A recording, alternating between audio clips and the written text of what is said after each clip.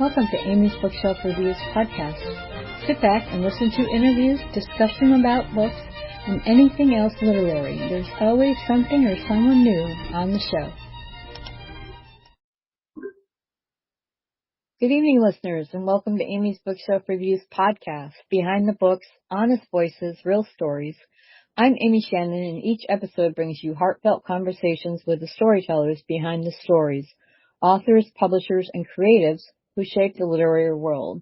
It's the second Sunday of the month, and welcome to Storytime for all ages. Today we are talking with an author who is an author of a series of children's books. Will you please introduce yourself and tell us where people can find you? Well, hi. Thank you, Amy. My name is Bill Hoolihan. My fancy author name is B. William Hoolihan, but everybody calls me Bill. I do have a website, bwilliamhoolihan.com, where you can find my children's books. And boy, I'm really happy to join you on your podcast now. Thank you very much. And it's always my intention that adults read children's books. And having read all of yours, I recommend that even more. So your books, you have a series, and they're called the Uncle George stories. So why don't you tell us a little bit about how these kind of came about? Sure thing. Would you mind, I've got an introduction in my book. I was going to read you a couple of paragraphs, if you don't mind, which gives you an idea. And then I can expand on your question about, why I did this. That's fine. Go right ahead. So this is the introduction. My memories of my grandfather, Charles Rand, are few. However, one in particular stands out. When I was 4, I awoke one Christmas morning to the delicious smell of apples sizzling in a skillet. A tall, white-haired man with a marvelous smile was whistling and cooking in my mother's tiny kitchen. After a wonderful country breakfast, we opened presents, and later that day, he chased me around the house with my new toy robot. It was one of the happiest days of my life. Everything else I know about my grandfather is based on stories my family told me. He was quite a character. When they spoke of him, it was with great love, respect, and admiration. How unfair that I spent so few hours with him. From 1961 to 64, he wrote over 30 letters to me about his boyhood adventures in Vanceburg, Kentucky. They took place around the turn of the 20th century and were about his wonderful Uncle George and Aunt Het, who lived on a farm on Kinnickinnick Creek. I barely remember my mother reading the letters to me, so it came as a surprise as an adult when she handed me a weathered folder containing the originals. Through his words, I traveled back in time and began connecting with him 50 years after his passing. And so what I've done with these letters is I've sort of converted them into stories and book stories and trying to preserve his legacy. But as I was doing that, I really thought that, the world needs to hear his letters. And so that was my inspiration for generating the Uncle George stories. And Wooly Broom, I think you may have mentioned it. He's one of the favorite characters within the stories.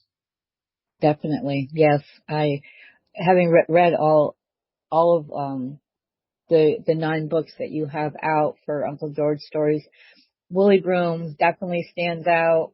Nero, Bulger, he's a very good dog. So, we're getting ready for Christmas, and your most recently published Uncle George book is the 9th one in the series, and it's Wooly Broom's Christmas. Mm-hmm. So, tell me a little bit about that one. Well, sure. So let me start at the beginning. I truly believe Wooly Broom existed based on the letters. And Uncle George found him as a bear cub, as an abandoned bear cub. And he had a funny tail that looked like a broom. And he had funny hair that was woolly. So he named his bear cub Wooly Broom. And, in the circus, we've seen bears that are very agile and very, somewhat friendly. I don't think he didn't really cage him. The bear could come and go as he pleased, But I believe there was a friendship between Uncle George and Wooly Broom. And, and then in kind with my, grandfather, who was just a boy at the time. So there's lots of little adventures that I truly believe are based in fact with Wooly Broom. Now, like you said, the final book in this series, Aunt Het and Uncle George come up with the idea of having a Christmas dinner for all little farm animals and the animals that are in the woods that surround them. And that doesn't sound unreasonable, putting up food for these guys. And in this particular episode, Wooly Broom acts as the maitre d', and he goes around, or as the host, he goes around into the forest and bites the polecats and the raccoons and the possums and the owls and all the little, animals. And the farmers cook specific foods for each different animal, and they stay inside the farmhouse while Wooly, has a dinner for all these little animals. And it's just the sweetest thing. Yes, and even when chaos breaks out, that makes it even more fun. Yeah, a little bit of chaos. We won't ruin the ending or. No, no. And yeah, you have, Aunt Het and Uncle George and Charlie, they're just great. I see them as people because they were real people, and now they're in a story that is, my guess is a lot of the stuff, like you said, happened. And just farm life, especially, with the early 1900s, you would say. Yeah. So you're in Kentucky, it's the early 1900s, and you have a farm, and beyond that, there's an apple orchard and some other, they have walnut trees and hickory trees. So it's kind of like, the all-American farm, which, is something that I really enjoyed. My great-grandfather, was a farmer and always had an abundance of food, so he would give them out to his neighbors, especially during the Depression. Oh, wow. So reading these stories were, like, I asked my grandmother, if she, during the Depression, did they, even, did they suffer? What did they have to do? And she said, unless she happened to see a headline on a newspaper that her father was reading, that they didn't, it wasn't like for them, they didn't have a depression. They had food.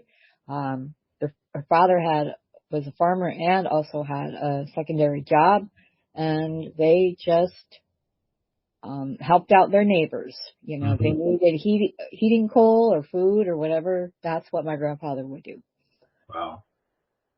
And reading these stories, I must say that it kind of brought me back to my great grandfather telling me stories.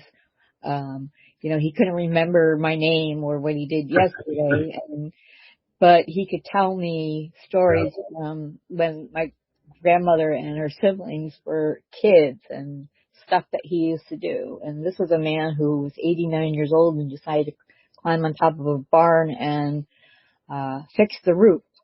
Oh, jeez. Well, everybody's looking for him. And he's like, well, the barn's roof is leaking. And at the time, it wasn't even his house anymore.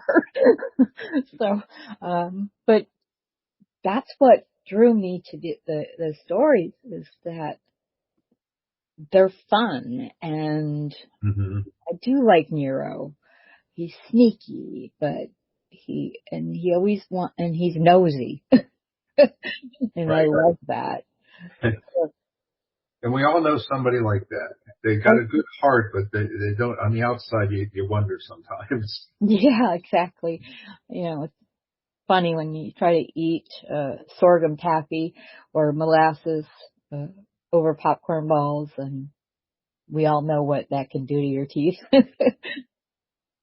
Yeah, and there's old country logic in there. In fact, in one of the stories, they say, go rinse your mouth out, little Charlie, after you eat some sweets, because, your teeth will rot. And they didn't really talk about brushing the teeth, but they knew, sugar was not great for you. They ingested it, but but they also knew you had to, get it out of there. It really, I enjoy a lot of the aspects of, the meals and the foods. They ate, almost organically. There's no talk about fertilizers and pesticides and whatnot. They just grew what the soil would grow, and the way they would replenish the soil, from what I understand, oftentimes, I know in Florida, sorghum's grown as a crop to replenish the soil, not so much for its nutritional value. But these people, and you and I both know, they made, sorghum syrup. It was sort of like, not as sweet as maple syrup, but still it was, good enough for pancakes. Yeah. So I And enjoy reading about all, how they lived. They cooked. This surprised me. They cooked with sour milk. Well, how do you make sour milk? They take regular milk and leave it next to the stove, and it would sour. I'm like, yeah, to me, that doesn't sound so great, but it must be great for cooking. And even my grandfather describes drinking ice cold sour milk. They found it refreshing. Who knew? yeah. And from some research that I've done, sometimes if they add a splash of vinegar to the milk, it does that as well. And I guess that could be where sour cream came from. I don't, not, Sure. but I think they do it for the tanginess. And Right. Right. That makes sense. drinking sour milk is not going to kill you, but it sounds very unappealing. But some of the things that, the food it's like that's what brings family together, community together. Yes. You have you have a story about Easter. And what I like about that is that, they're all of their congregation goes to the church and they do all these Easter stuff and bring food and all of that. Right. And, and then it's not the same without Woolly Room here. So it just shows how, it's, farming can be a tight knit community. And even if you're not, but you're gaining the prospects of it. I'm sure that, some food was saved specifically, for them to have, and probably if they had an abundance, they might have sold something at like a farmer's market or something similar to that. And Yeah. they also had various types of chickens, I should say, Yeah. not, yeah. Yeah. The Dominics and the Guineas and the Guinea hens, and like I'd never heard of any of these before, and they all produce different colored eggs. And so when they were doing the Easter egg hunt, some of them really didn't need coloring because they were already kind of, crazy looking. Yeah. And It's funny you're talking about, the farm life. I recently relocated to a relatively small town in Florida called DeLand. And north of here, there's even smaller towns. And I'm invited tomorrow to a tractor parade in Seaville, Florida. And I went last year and I had the time of my life. The whole town turns out, population 483, and they dress up their tractors and you vote. There's a winner of the prettiest tractor, but some of these tractors are 50 years old. I mean, I've never seen anything like it. And they've got, banners, waving from them, with pride, and they got their grandkids sitting on the tractors. And it's just the darndest thing. And simultaneously there's a pie baking contest going on. And I love it. It's a disappearing life, but I want to participate in it and document it to the best I can with my Uncle George stories in the meantime. oh, definitely. And I believe that these books will be enjoyed by children and adults, and they bring you back to, we say, a simpler time, but the work they did was not simple. Mm-hmm. It was hard. Yeah. They had chores, and they had to feed the animals, and they had Hmm. to, toil and work, as I'm sure Aunt Het worked harder. Well, she obviously worked very hard, but she probably even worked harder than Uncle George. Um, and she just she found her, her niche through food, and I loved it when they were making apple cider, and she's like, make sure you save me some so I can make some vinegar. Hmm. And, it's just quite amazing on how when you're reading it, the illustrations and the stories, they complement each other. And it still also leaves room for your imagination. When I read about her dinner, it's like I can almost smell the bacon cooking. Especially because she went out to the smokehouse, to get the ham or to make sausage or uh, Hmm. bacon every morning. So, I mean, can't get much fresher than that. Well, that's the first memory of my grandfather is he was cooking.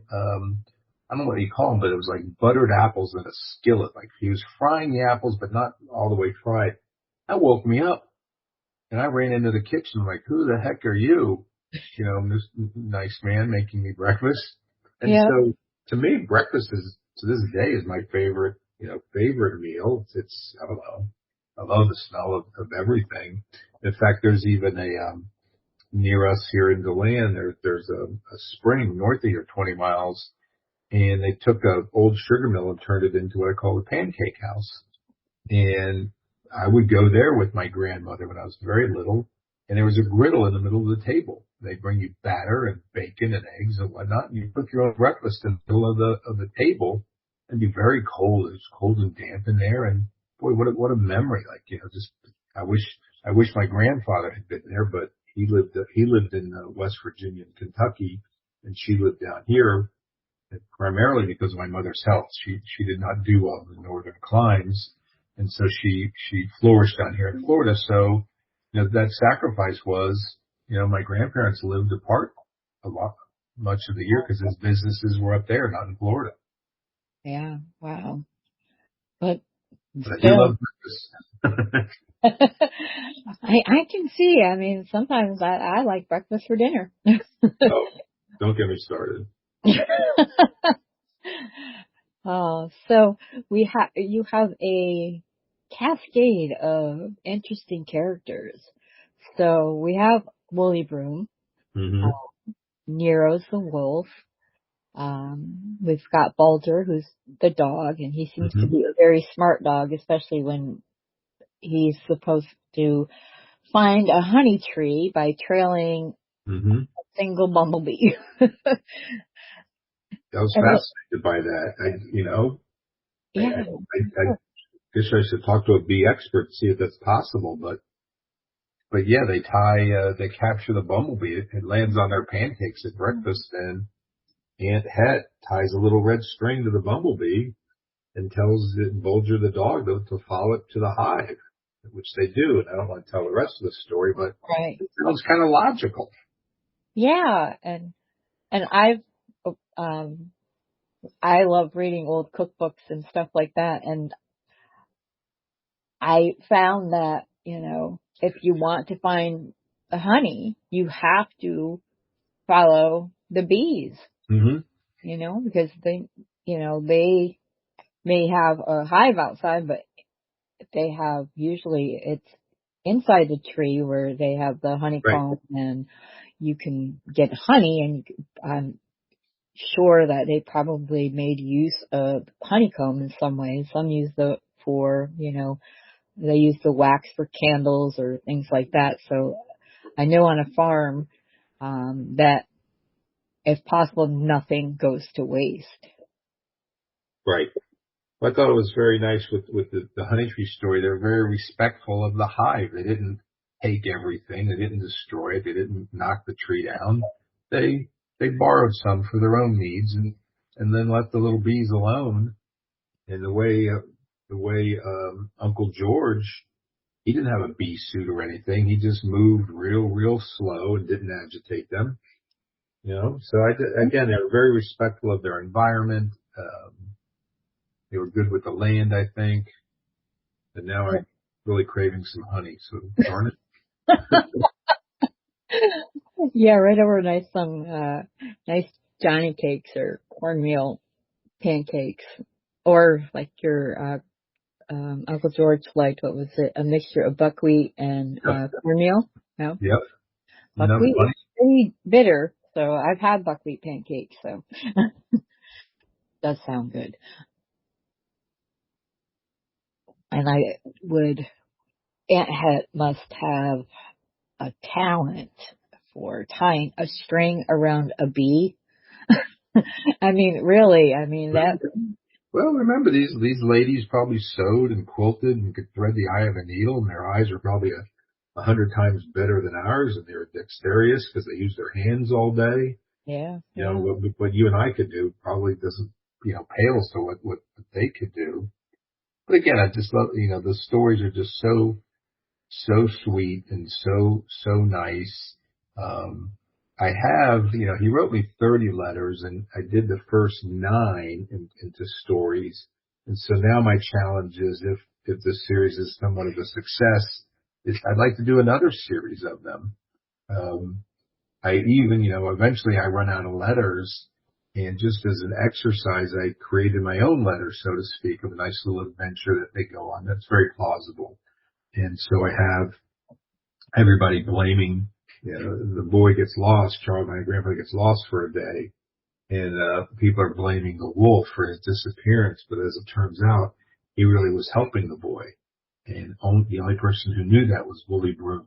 So I thought that was a sweet way to end the tale. Everything ends out okay, but sometimes you think some things, people or animals are bad, but they're really not. You just don't understand the whole complexity. oh yeah, exactly. I know. I have arguments with my cat all the time. Seriously, I do, and he just meows back at me, and if I meow to him, he looks at me like, "How do you know my language?"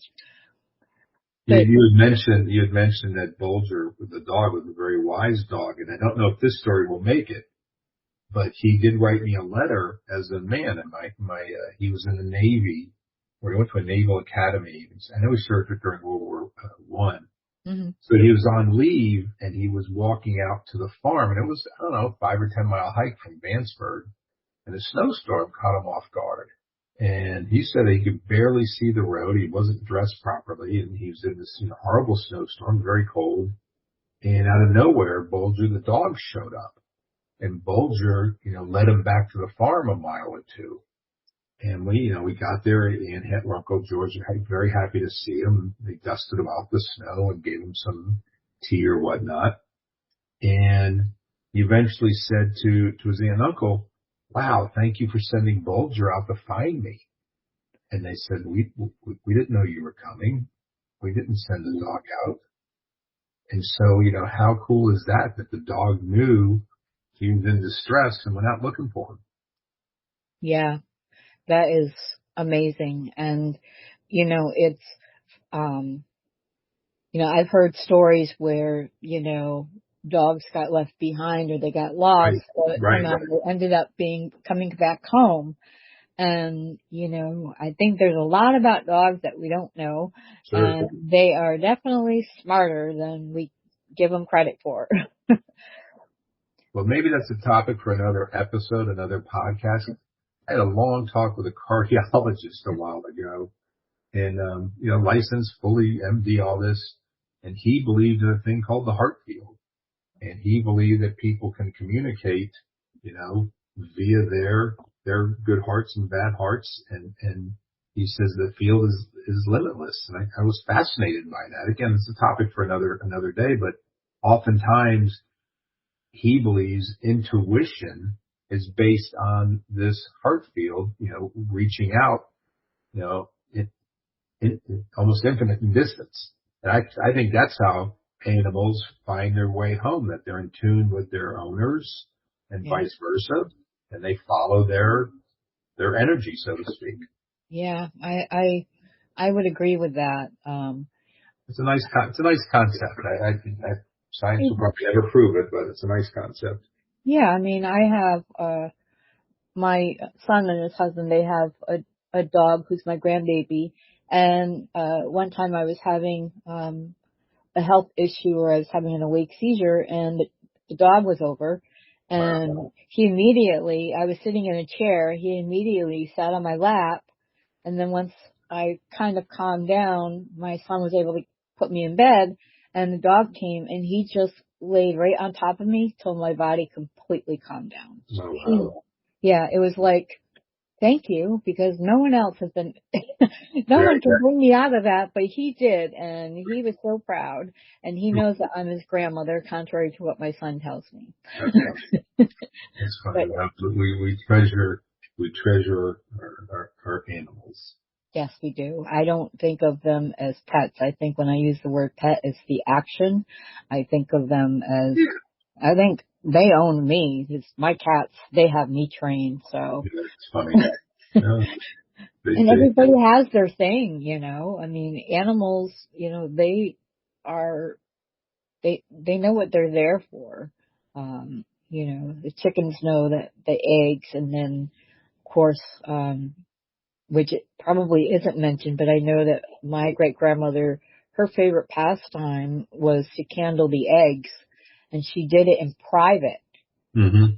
And my grandmother had said she could never understand why her mother was the only one that could candle the eggs.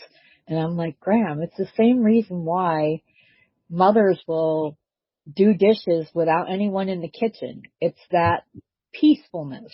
Mm-hmm. You know, you're away from everybody else, and that's your time to yourself. And, cause I was like, wow, you know, you have to candle an egg because you don't know what you're going to get. So, Mm-hmm.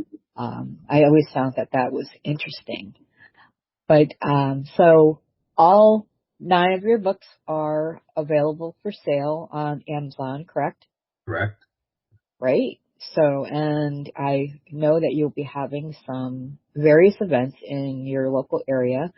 And I really want to thank you for sharing Uncle George, not just with me, Oh, but with the world. I love Uncle George. And if you wrote more stories, I would keep reading them. So, and I think adults would get a kick out of them just as much as kids do. And, you know, the covers are bright and, you know, inviting. And then you get in there and you realize how wonderful these stories are. And sometimes I think people get away from that. You know, exactly.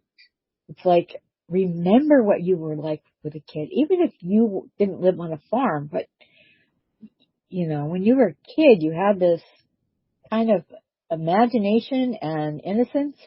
Mm, And with technology these days, sometimes imagination gets put to the side. And absolutely. Yeah. that's why I really encourage adults also to read these books and children's books, but I highly recommend anyone, I don't care how old you are, to read your Uncle George stories. Thank you. I'm in agreement with you. I wonder why. No, but I think, yeah, I mean, you put them together in a book for a reason, to share, and not just with little kids, but with people. So Right. I Listen, really want to thank you for being on the show. and thank you. It's funny you talk about sharing. When I endorse or sign books to people for this series I write, From My Family to Yours, which is exactly what's happening. Exactly. And when I read, like I said, when I read it just reminds me of, you know, it brings back memories of other things, and I just can relate to it. Though I had never seen, I've heard of the guinea chickens. I had never seen one, but in the illustration, it was Mm-hmm. like, oh, so that's what it looks like. So again, thank you for joining, and I'll just do a little wrap up here. Thank you. And I will, in the description of this episode, I will put your website and the link to your Amazon profile so people can go and buy all of your Uncle George books. Wonderful. Thank you again. You're welcome. It's the end of another great conversation. Thank you for being on the show, and thank you, audience, for listening. If you wish for you or your book to be on the show, just go to amysbookshelfreviews.com/podcast and schedule your pre-recording. Please follow this podcast on Spotify. I'm Amy Shannon. Be safe, be well, and always be kind. Tune in here again next week for another tantalizing discussion. Thank you for listening to Amy's Bookshelf Reviews podcast.